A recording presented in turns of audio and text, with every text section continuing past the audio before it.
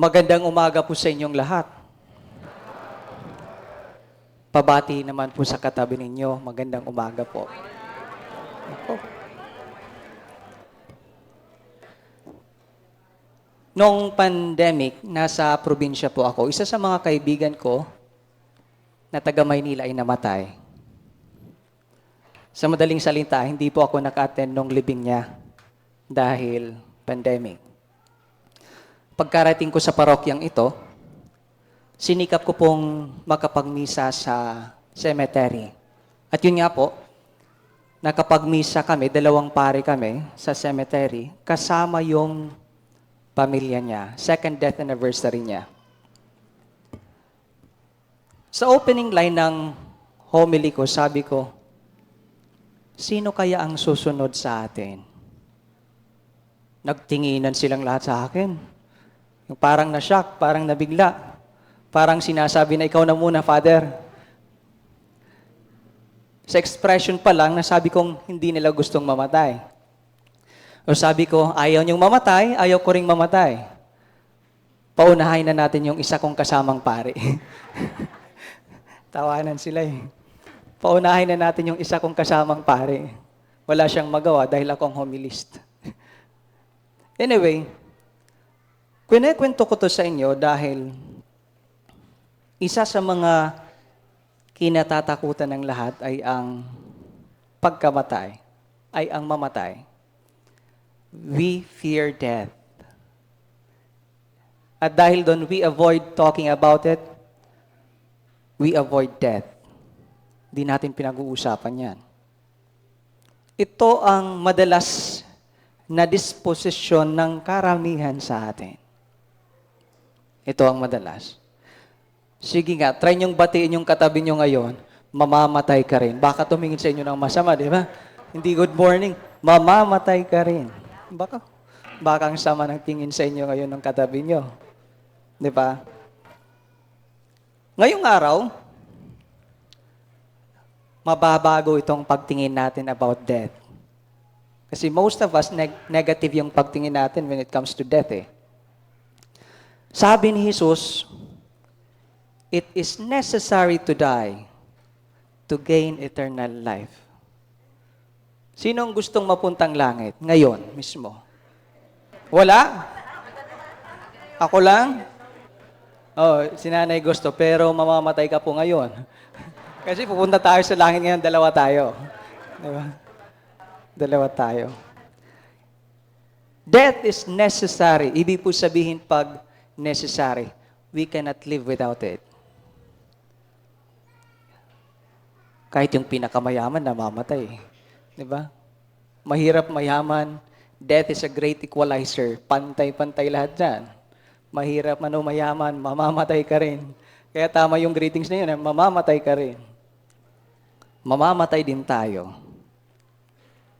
Pwede mo namang sabihin, ikaw na muna, bukas na ako.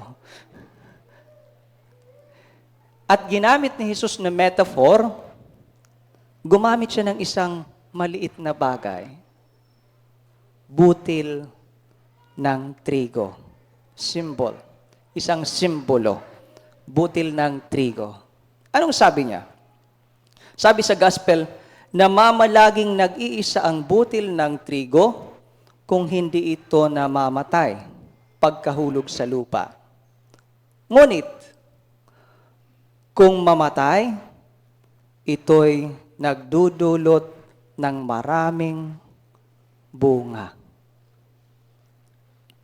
Ito'y nagdudulot ng maraming bunga. Butil, maliit na bagay. Alam niyo po ba kung anong pinagdaraanan ng isang butil pag ito'y itinatanim? Hindi, no. Ganito po ginagawa. I'm into planting. Mahilig po akong magtanim. Sa amin, mayroon akong tinanim na ilang kalamansi. Ito po yung dinadaanan ng butil. Ibabaon sa lupa. Parang inililibing, 6 feet under the ground, gano'n, ang butil. Tapos, aanuhan ng buhangin. Nandun siya ngayon sa ilalim. Uulan, araw, tapos magdidecay siya. Yung foreskin, magdidecay. Ulan, araw, ilang araw, ulan, araw, lindol, tatapakan pa minsan. Tapos, biglang mag-sprout. Uusbong. Biglang mag-sprout. Tapos, araw-ulan naman. Araw-ulan. Lindol. Minsan, kakainin pa ng kambing. Yung dahon. So, mahirap po ang pinagdaraanan ng isang butil bago ito mamunga. Mahirap. Naghihirap. Sobrang hirap. Well, kung tao yun at nakakapagsalita, baka sabihin, mahirap po ang buhay. Mahirap. Itong butil na ito refers to Jesus. Ganon din po ang pinagdaanan ni Jesus. May sinasabi tayong Paschal Mystery. Si Kristo ay nagpakasakit, namatay, at muling nabuhay. Hindi lang po si Kristo ay namatay. Hindi lang po hanggang doon.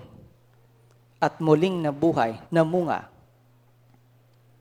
At ito po yung siniselebrate natin tuwing Lent and Easter. Yan po yung binibigyan halaga. Yung pagninilay natin about sa buhay ni Kristo at tayo'y tinatawag sa ganitong buhay. Every Fridays, di ba, the past Fridays, mayroon tayong Stations of the Cross. Pinagninilayan natin itong bagay na ito. Pagpapakasakit, pagkamatay, at muling pagkabuhay. Mapapansin natin na itong mga bagay na ito hindi pwedeng paghiwa-hiwalayin. Palagi silang isa. Naghihirap po ba kayo sa buhay? Namamatay? Muling nabubuhay. Bahagi po ng buhay yan. Parang cycle ng buhay ng Kristiyano. Naalala ko one time, nag-recollection kami. Sabi nung pare, the more sufferings you have, the closer you are to God. Oo nga, no, pag hirap na hirap tayo talagang dasal, todo dasal yan. Mas closer tayo sa Diyos. Mas closer tayo sa Diyos. Kaya sabi niya, I wish you more sufferings. Sabi niya. Pero ngayon po, hindi lang I wish you more sufferings. I wish you sufferings, I wish you death, and I wish you eternal life. Buhay na walang hanggan. I wish you more sufferings, I wish you death, and I wish you eternal life.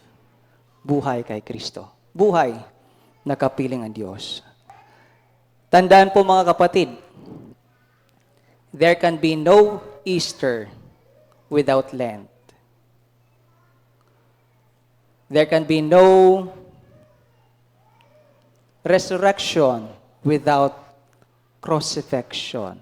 Without crucifixion. There can be no life without death. Palagi pong bahagi yan. So ngayon, pabati po sa katabi ninyo. I wish you more sufferings. I wish you death. I wish you eternal life.